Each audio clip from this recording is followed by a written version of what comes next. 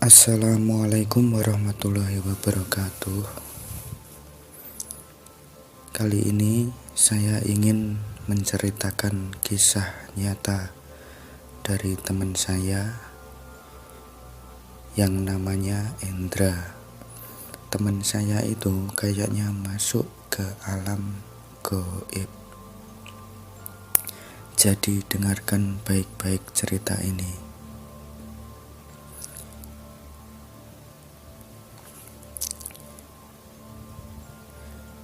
Jadi, Endra itu punya mebel kecil, dan suatu hari ada pesan dari daerah pegunungan dari rumahnya sekitar 1 jaman.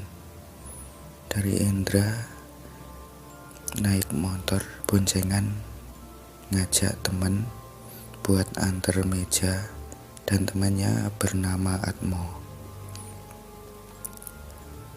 Setelah masuk di area mau menuju rumah pemesan, itu ada kendala. Itu jam 4, ada suara ledakan di belakang, tapi ditengok ke belakang gak ada apa-apa.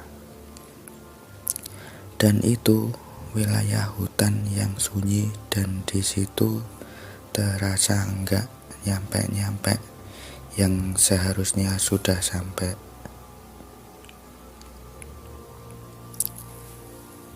Sampai maghrib tiba, bensin hampir mau habis. Tiba-tiba ada orang lewat. Lalu si Endra tanya, "Di manakah penjual bensin di sini, Pak?" Lalu bapak itu menjawab, "Di sini nggak ada penjual bensin, Mas. Ada, tapi jauh, sekitar 3 kilo. Harus lewat jalan situ." Sekalian Endra tanya rumahnya pemesan. Itu diarahin ada pohon beringin. Itu ke kanan, nanti turutin aja jalan itu. Sebenarnya Endra juga pakai Google Map, tapi alangkah baiknya bertanya. Setelah itu mereka melewati pohon beringin. Ada jalan ke kiri dan ke kanan. Endra sempat lupa karena Endra nyuruh Atmo ke kiri, tapi Atmo ke kanan. Mereka berselisih hingga berhenti sejenak. Dan di senter pakai lampu motor, ternyata kalau ke kiri itu ke jurang. Lalu mereka melanjutkan perjalanan menuju rumah pemesan.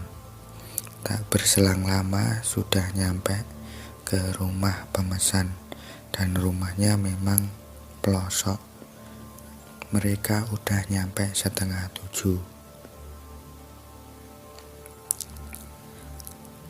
Lalu Endra tanya pada pemesan, "Pak, kalau mau beli bensin di sini di mana?" Terus diarahin sama bapaknya, "Nggak jauh, Mas. Agak jauh, Mas. Tapi sampean nanti nggak lewat jalan tadi." Jawab Endra, "Iya, nggak apa-apa." Bapaknya berpesan, "Tapi hati-hati, Mas. Jalannya agak bergelombang." "Iya, Pak, makasih," jawab Endra. Lanjut, mereka jalan. Itu di jalan ada warung, ada 4 orang. Di depan warung mereka bilang, "Permisi, Pak." Itu orang 4 nengok bareng, mukanya sama dan mata melotot. Mereka langsung gas semakin cepat. Selang 50 meter, Endra menengok ke belakang. Itu gelap dan gak ada warung sama sekali. Lanjut di perjalanan, Endra kebelet kencing. Dan mereka berhenti. Setelah Indra kembali, dia melihat ada bapak-bapak bonceng pocong pakai motor jadul, tapi si Atmo enggak lihat. Di situ Indra ketakutan, minta Atmo lebih cepat menyetirnya. Lalu mereka jalan lagi. Itu jarak 50 meter. Ada rumah tapi gelap, dan di depan ada ayunan. Di ayunan itu ada cewek cantik banget. Mereka mengamati terus. Ketika ditengok lagi, nggak ada cewek itu. Tahu-tahu di pohon ada ketawa keras, dan itu kuntilanak merah. Mereka langsung gas cepat. Belum sampai di situ, perasaan mereka disalip mobil. Tapi sampai depan tahu-tahu hilang.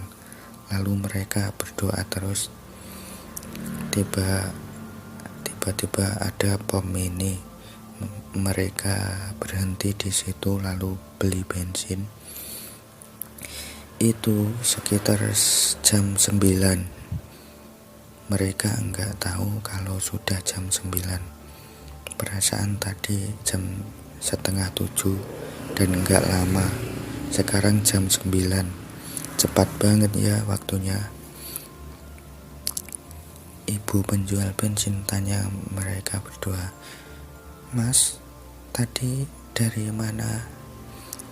Jawab Indra, "Dari situ Bu, dari nganterin meja." Lalu Indra celetuk, "Tadi kok aneh ya Bu di jalan? Mas lihat hal gaib ya?" "Iya Bu, memang jalan itu kalau ada orang jauh lewat, banyak hal-hal yang aneh. Kadang ada orang disesatin sampai keluarganya mencari gak ketemu." "Tenang dulu Mas, baca doa kalau di jalan." "Iya Bu, makasih Bu," jawab Indra. Lalu mereka lanjut jalan. Udah ketemu jalan besar. Mereka pikir aman dong.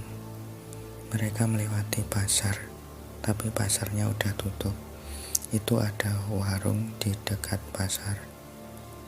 Itu warung di dekat jembatan. Akhirnya mereka berhenti di warung, ingin makan dan ngopi. Itu warung nasi goreng. Ada mie, tapi mereka pesan nasi goreng. Ada ibu-ibu yang layanin, tapi ibunya diam aja, cuma mangguk-mangguk. Dan itu gak ada 1 menit nasi goreng udah jadi. Mereka heran dong. Tapi karena lapar mereka gak mikirin itu. Setelah Indra makan, itu nasi goreng rasanya hambar dan kayak ada menyannya. Kalau si Atmo itu hambar juga, tapi kayak ada bunga melatinya rasanya. Mereka makan tapi nggak habis. Terus mereka pesan kopi juga, rasanya hambar juga. Di warung Indra lihat ada yang nonton TV. Itu ada yang tangannya buntung, dan bapak-bapak kalinya nggak ada, kakinya nggak ada. Setelah itu Indra bayar, tapi ibunya dipanggil gak keluar-keluar, tapi tiba-tiba nongol aja. Indra bayar. Setelah itu mereka keluar warung, rencana mau pulang. Tapi ada yang aneh lagi. Setelah melewati jembatan itu, mereka bingung gak ada orang sama sekali. Selang agak jauh mereka lewat jembatan itu tadi. Mereka jalan lagi lewat jembatan itu tadi. Sudah 3 kali mereka bingung. Terus mereka berdoa minta sama Tuhan. agar ada jalan keluar. Setelah itu, lewat jembatan itu ternyata di kiri banyak orang teriaki. Itu rumah orang hajatan, tapi udah selesai, dan orang-orang itu nongkrong di depan orang yang punya hajatan. Mereka dipanggil lalu menghampiri. Bapaknya bertanya, "Masnya mau kemana?" "Saya lihat mas mundar-mandir sini, terus saya teriaki nggak direspon." Terus Endra cerita, "Saya tadi habis dari warung itu sebelah jembatan pak, warung nasi goreng. Sehabis makan dari situ saya lewat jembatan itu tadi kayak sepi banget pak. Dan saya lanjutkan perjalanan baliknya ke situ lagi.